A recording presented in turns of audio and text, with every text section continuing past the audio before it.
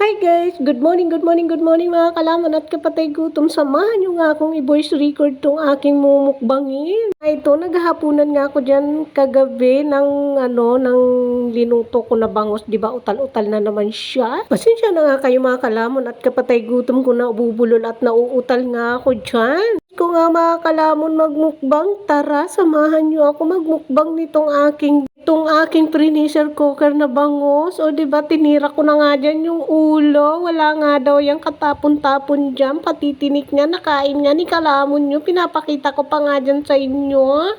Approve pa nga daw siya dyan dahil nga napakasarap naman talaga kapag ganitong luto ang gagawin mo. Nahahalata na namuntik na siyang masunog. Siyang masunog dyan mga kalamon.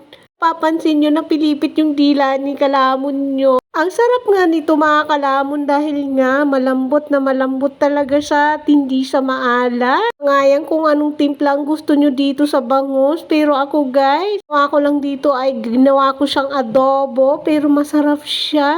Kulay nga yung bangus natin o diba tinira ko na talaga siya dyan. Pasensyahan nyo na nga ako dyan dahil nga patay gutom nga ito. Ko na nga kayo sinama sa pag-cooking ina natin sa bangus na yan. Top forward nga nandito na nga ako sa pagpapainom natin kay vlogger girl nyo.